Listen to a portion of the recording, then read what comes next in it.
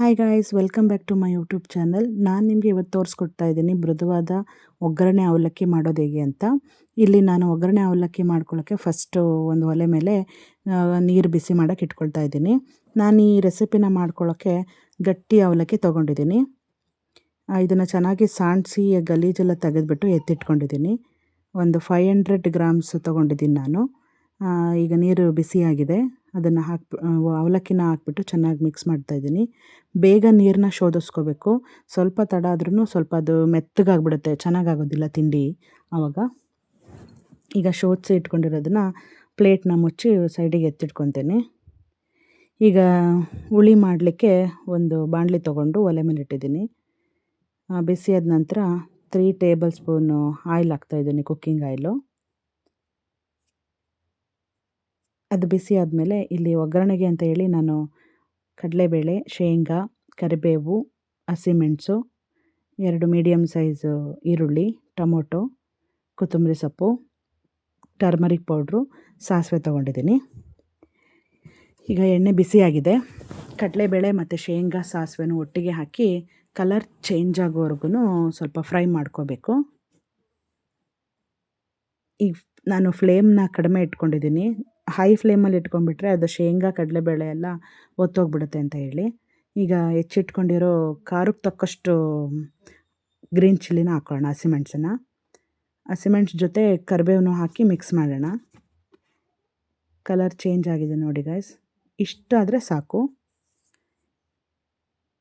ಈಗ ಹೆಚ್ಚಿಟ್ಕೊಂಡಿರೋ 2 medium size ಈರುಳ್ಳಿನೂ ಹಾಕಿ mix ಮಾಡ್ತಾಯಿದ್ದೀನಿ. Onion soft ಇದ್ದರೆ ಸಾಕು ಗೈಸ್, ಅದು ಕಲರ್ ಚೇಂಜ್ ಆಗೋವರೆಗೂ, ಈ ಕಂದು ಬಣ್ಣ ಬರೋವರೆಗೂ ಮಾಡ್ತಾರಲ್ಲ, ಆ ಥರ ಮಾಡೋದೇನು ಬೇಡ.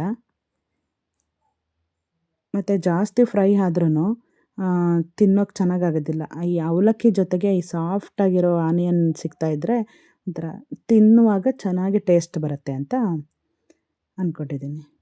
ಈಗ ಹೆಚ್ಚಿಟ್ಕೊಂಡಿರೋ ಒಂದು ಟೊಮೊಟೊನೂ ಹಾಕ್ಬಿಟ್ಟು ಮಿಕ್ಸ್ ಮಾಡೋಣ. ಇದೂ ಅಷ್ಟೇ, ಈರುಳ್ಳಿ ಥರನೇ ಸಾಫ್ಟ್ ಆದರೆ ಸಾಕು, ಜಾಸ್ತಿ ಫ್ರೈ ಮಾಡ್ಕೊಳ್ಳೋದೇನು ಬೇಡ. ಉಟ್ಟು ಆಡಿಸ್ತಾನೆ ಇರಬೇಕು, ಇಲ್ಲಾಂದರೆ ಅದು ಬಾಣಲಿ ತಳ ಒತ್ತಿಬಿಡುತ್ತೆ. ಅದರಲ್ಲೂ ನಾನು ಇಂಡಕ್ಷನಲ್ಲಿ ಮಾಡೋದ್ರಿಂದ ಬೇಗ ಅದು ಮಧ್ಯ ಉರಿನೇ ಜಾಸ್ತಿ ಬರ್ತಾ ಇರುತ್ತಲ್ಲ ಗೈಸ್, ಹಾಗಾಗಿ ಸೌಟನ್ನ ಆಡಿಸ್ತಾನೇ ಇದ್ದೀನಿ. ನೀವು ಗ್ಯಾಸಲ್ಲಿ ಮಾಡೋದಾದ್ರೇನು ಮೀಡಿಯಮ್ ಫ್ಲೇಮಲ್ಲಿ ಇಟ್ಕೊಂಡಿರ್ತಾರೆ, ಏನು ತೊಂದರೆ ಆಗೋಲ್ಲ. ಈ ಗ್ಯಾಸಿಗೂ ಇದಕ್ಕೂ ಸ್ವಲ್ಪ ಡಿಫ್ರೆನ್ಸ್ ಇದೆ, ಇಂಡಕ್ಷನಿಗೂ. ನಾನು ಕಡಿಮೆ ಫ್ಲೇಮಲ್ಲೇ ಮಾಡ್ಕೊತಾ ಇದ್ದೀನಿ, ಈಗ ಸ್ವಲ್ಪ ಜಾಸ್ತಿ ಮಾಡ್ಕೊಳ್ತೀನಿ. ಟೊಮೊಟೊ ಮತ್ತು ಈರುಳ್ಳಿ ಅದೆಲ್ಲ ಹಾಕಿದ್ದೀನಲ್ವ, ಸಾಫ್ಟ್ ಆಗಲಿ ಬೇಗ ಅಂತ. ಇದನ್ನು ಹೊರಗೆಲ್ಲಾದರೂ ಒನ್ ಡೇ ಟ್ರಿಪ್ ಥರ ಹೋಗ್ತೀವಲ್ಲ ಗೈಸ್, ಏನಾದರೂ ಲಾಂಗ್ ಟ್ರಿಪ್ ಎಲ್ಲ ಹೋಗ್ತೀವಲ್ಲ, ತಿರುಪತಿ ನಾವೆಲ್ಲ ಹೋಗೋದಾದರೆ, ತಿರುಪತಿಗೆಲ್ಲ ಹೋಗೋದಾದರೆ ಟಿ ಗಾಡಿಯಲ್ಲೇ ಹೋಗೋದು. ಆಗ ನಾವು ಹೊರಗಡೆ ಎಲ್ಲ ಟಿಫನ್ ಎಲ್ಲ ಮಾಡೋದಿಲ್ಲ ಬೆಳಗ್ಗೆದು. ಹಾಗಾಗಿ ಈ ಥರ ರೆಸಿಪಿನೆಲ್ಲ ಮಾಡ್ಕೊಂಡು ತಿಂತಾ ಇರ್ತೀವಿ. ನೀವು ಟ್ರೈ ಮಾಡಿ, ತುಂಬ ಚೆನ್ನಾಗಿರುತ್ತೆ. ಈಗ ಕೊನೆಗೆ ಟರ್ಮರಿಕ್ ಪೌಡ್ರನ್ನು ಹಾಕ್ಬಿಟ್ಟು ಮಿಕ್ಸ್ ಮಾಡೋಣ. ಟರ್ಮರಿಕ್ ಪೌಡ್ರೆಲ್ಲ ನಾವು ಅಂಗಡೀಲಿ ಬೈ ಮಾಡಲ್ಲ ಗೈಸ್, ಮನೆ ತೋಟದಲ್ಲೇ ಬೇಲಿ ಹಂಚಲ್ಲಿ ಹಾಕಿ ಫಾರ್ಮ್ ಮಾಡ್ತೀವಿ. ಅದನ್ನೇ ಸ್ವಲ್ಪ ಒಣಗಿಸಿ ಪುಡಿ ಮಾಡಿ ಇಟ್ಕೊಂಡ್ಬಿಡ್ತೀವಿ. ಈಗ ರುಚಿಗೆ ತಕ್ಕಷ್ಟು ಉಪ್ಪನ್ನು ಹಾಕೋಣ. ಉಪ್ಪು ಹಾಕಿ ಮಿಕ್ಸ್ ಮಾಡೋಣ. ಮಿಕ್ಸ್ ಮಾಡಿಬಿಟ್ಟು ನೆಕ್ಸ್ಟ್ ಗಾರ್ನಿಷಿಗೆ ಅಂತ ಹೇಳಿ ನಾವು ಕೊತ್ತಂಬರಿ ಸೊಪ್ಪು ಹೆಚ್ಚಿಟ್ಕೊಂಡಿದ್ವಿ, ಅದನ್ನು ಹಾಕಿ ಮತ್ತು ತುರಿದಿಟ್ಕೊಂಡಿರೋ ಕಾಯಿ ತುರಿ, ಹಸಿ ಕಾಯಿ ತುರಿ, ಫ್ರೆಶ್ ಆಗಿ ತುರಿದಿರೋ ಕಾಯಿ ತುರಿನ ಒಂದು ಬೌಲಷ್ಟು ಎತ್ತಿಟ್ಕೊಂಡಿದ್ದೆ, ಅದನ್ನು ಹಾಕ್ತಾಯಿದ್ದೀನಿ. ಅದು ಬೇಡ ಅಂತ ಹೇಳಿದವರಿಗೆ ಸ್ಕಿಪ್ ಮಾಡ್ಬೋದು, ತೊಂದರೆ ಇಲ್ಲ. ಕಾಯಿ ತುರಿ ಹಾಕಿದರೆ ಸ್ವಲ್ಪ ಟೇಸ್ಟ್ ಚೆನ್ನಾಗಿ ಬರುತ್ತೆ. ಈ ಬ್ಯಾಚುಲರ್ಸ್ ಎಲ್ಲ ಮಾಡ್ಕೋಬೋದು, ಇನ್ಸ್ಟಂಟಾಗಿ ಆಗುತ್ತೆ. ಬೆಳಗ್ಗೆ ಡ್ಯೂಟಿಗೆ ಹೋಗೋರೆಲ್ಲ ಮಾಡ್ಕೋಬೋದು, ಬೇಗ ಆಗುತ್ತೆ ತಿಂಡಿ.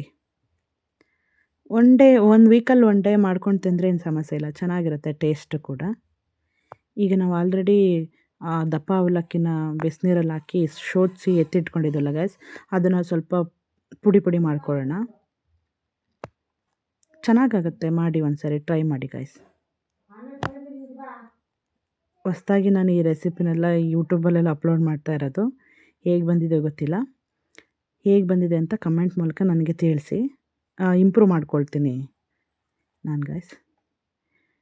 ಸ್ಟವ್ ಆಫ್ ಮಾಡೋಕ್ಕಿಂತ ಮುಂಚೆನೇ ಈ ಶೋಧಿಸಿಟ್ಕೊಂಡಿರೋ ಅವಲಕ್ಕಿನ ಹಾಕಿ ಮಿಕ್ಸ್ ಮಾಡಿ, ಆ ಫ್ಲೇಮ್ ಕಡಿಮೆ ಮಾಡಿಕೊಂಡು. ಕೆಲವರೆಲ್ಲ ಹುಳಿ ಮಾಡಿ ಎತ್ತಿಟ್ಕೊಂಡ್ಬಿಟ್ಟು ಆಮೇಲೆ ಫ್ಲೇಮೆಲ್ಲ ಆಫ್ ಮಾಡಿಬಿಟ್ಟು ಸ್ಟವ್ ಆಫ್ ಮಾಡಿ ಮಾಡ್ತಾರೆ. ನನಗೆ ಆ ಥರ ಇಷ್ಟ ಆಗಲ್ಲ. ಆ ಥರ ಮಾಡಿದ್ರೆ ಹಸಿ ವಾಸನೆ ಹೋಗೋದಿಲ್ಲ. ಫೈನಲಿ ನಮ್ಮದು ಅವಲಕ್ಕಿ ಒಗ್ಗರಣೆ ರೆಡಿ ಆಯಿತು.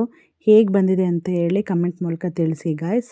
ಏನಾದರೂ ಮಿಸ್ಟೇಕ್ಸ್ ಇದ್ದರೆ ಕಮೆಂಟಲ್ಲಿ ತಿಳಿಸಿ, ನಾನು ಸರಿ ಮಾಡ್ಕೊಳ್ತೀನಿ ಅಂತ ಹೇಳ್ತಾ ಇವತ್ತಿಗೆ ಈ ವಿಡಿಯೋನ ಎಂಡ್ ಮಾಡ್ತಾ ಇದ್ದೀನಿ. ಯಾರಿನ್ನೂ ನನ್ನ ಚಾನಲ್ನ ಸಬ್ಸ್ಕ್ರೈಬ್ ಮಾಡಿಲ್ವೋ ಸಬ್ಸ್ಕ್ರೈಬ್ ಮಾಡ್ಕೊಳ್ಳಿ ಅಂತ ಹೇಳ್ತಾ ಈ ವಿಡಿಯೋನ ಮುಗಿಸ್ತಾ ಇದ್ದೀನಿ. ನಾಳೆ ಮತ್ತೊಂದು ವಿಡಿಯೋದಲ್ಲಿ ಸಿಗೋಣ. ಅಲ್ಲಿವರೆಗೂ ಟೇಕ್ ಕೇರ್, ಬಾಯ್.